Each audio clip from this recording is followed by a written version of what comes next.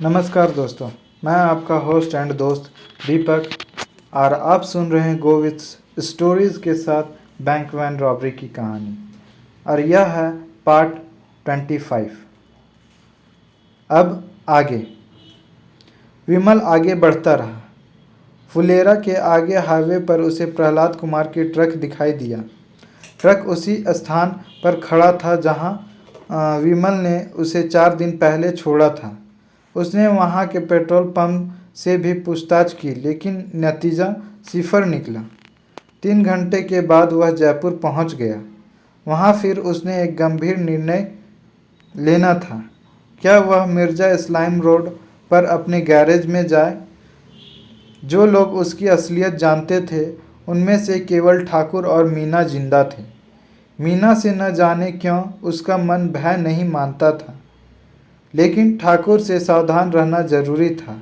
उसके गैरेज में जाने से उड़ती उड़ती खबर ठाकुर तक पहुंच सकती थी कि गैरेज का मालिक वहां मौजूद था, बशर्ते कि ठाकुर जयपुर में हो। ठाकुर की तलाश करने के सिलसिले में उसका यह समझते रहना कि विमल मर चुका था, विमल के लिए सुविधाजनक काम था। उसने फिलहाल गैरेज न जाने का फैसला किया। उसने एक पब्लिक टेलीफोन बूथ से मानक चौक पुलिस स्टेशन पर टेलीफोन किया।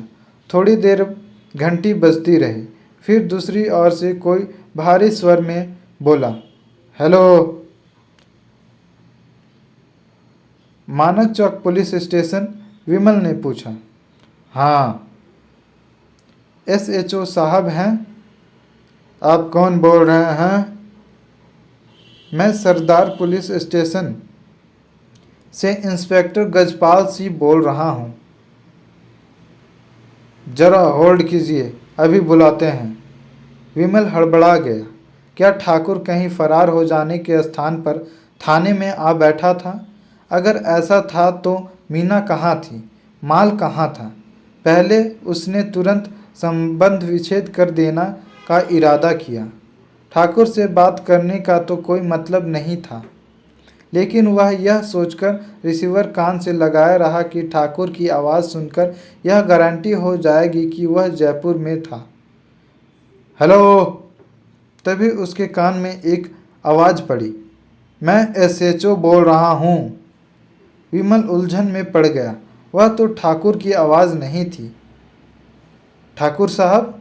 विमल फिर भी सावधानी आवाज़ में बोला। कौन ठाकुर साहब? ठाकुर शमशेर सिंह? वे तो रिटायर हो गए हैं। एकाएक? अभी तो उनकी नौकरी का 1 महीना बाकी था, लेकिन उनकी तबीयत कुछ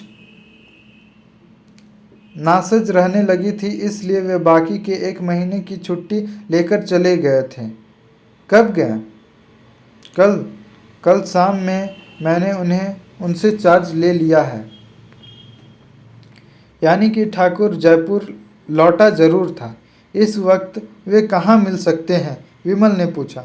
मालूम नहीं, मेरा उससे मिलना बहुत ज़रूरी था। वे SHO थे तो रहते तो थाने की ही क्वार्टरों में होंगे। क्या आप उनके घर से पता करके दे सकते हैं कि वह कहाँ मिलेंगे? वे वहाँ नहीं हैं, उन्होंने क्वार्टर खाली कर दिया है। इतनी जल्दी? हाँ, क्वार्टर में अकेले रहते थे। उनका परिवार तो जयपुर से बाहर कहीं रहता था। ओह, मेरे लायक कोई खिदमत हो तो बताइए। जी नहीं, शुक्रिया, मुझे उन्हीं से काम था। उसने धीरे से रिसीवर रख दिया। कहाँ गया होगा ठाकुर का बच्चा? विमल वापस अपनी कार में आ बैठा और चौड़ा रास्ता पहुंचा। उसने कार को बीकानेर बैंक से बहुत परे खड़े कर दिया। पैदल आगे बढ़ा। कार राकेश की थी। बैंक के सामने कोई उसे पहचान सकता था और उसके बारे में विमल से पूछताछ कर सकता था। बैंक के समीप पहुंचकर उसके शरीर में एकाएक सिहरन दौड़ गई। यही वह बैंक था जिसका 48 लाख रुपए लूटने में उसका भी हाथ था, लेकिन जिसमें से उसके हाथ में एक फूटी कौड़ी नहीं लगी थी। वह राकेश के फ्लैट वाली इमारत की सीढ़ियां चढ़ गया। पहली मंजिल पर राकेश के फ्लैट के मुख्य द्वार पर ताला लटका रहा था। उसी मंजिल पर एक और फ्लैट था। विमल ने उसकी कॉल बेल बजाई। जवाब में एक महिला बाहर निकली। उसने प्रश्न सूचक नेत्रों से विमल की ओर देखा। मैं जोधपुर से आया हूँ, वह विनती स्वर में बोला। आपके बगल के फ्लैट में जो मिस्टर राकेश रहते हैं, मैं उनका छोटा भाई हूँ। आपको कुछ खबर है ये लोग कहाँ गए हैं? मैं तो पहली से मियाँ बीवी में से किसी को नहीं देखा, महिला बोली। भाई साहब पहले कहीं गए थे, लेकिन कल शाम मीना भाभी तो घर आई होंगी। ना, कोई नहीं आया।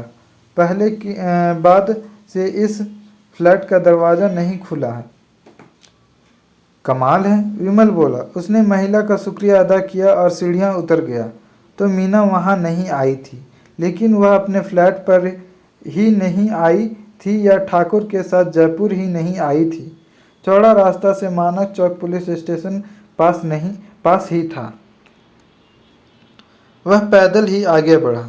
मानक चौक पुलिस स्टेशन के सबसे करीब जो मोटर मैकेनिक शॉप थी वह बड़ी चौपड़ पर थी। विमल वहां पहुंचा। मालूम हुआ कि उस नंबर की 2 रंगी एम्बेसडर वहां सर्विस के लिए नहीं आती थी। विमल क्योंकि खुद इस धंधे में था, इसलिए वह उस इलाके के अधिकतर मिस्त्रियों को जानता था। उसकी धारणा थी कि अगर वह 2 रंगी एम्बेसडर जयपुर की थी तो वह कहीं तो सर्विस वगैरह के लिए भेजी जाती होगी। एम्बेसडर निश्चित ही ठाकुर के किसी दोस्त की थी। जो दोस्त ठाकुर को अपनी कार उधार दे सकता था, वह यह भी जानता हो सकता था कि ठाकुर कहाँ गया था। अलबत्ता मन ही मन वह भगवान से प्रार्थना कर जरूर रहा था कि वह कार किसी पुलिस वाले की ना निकले।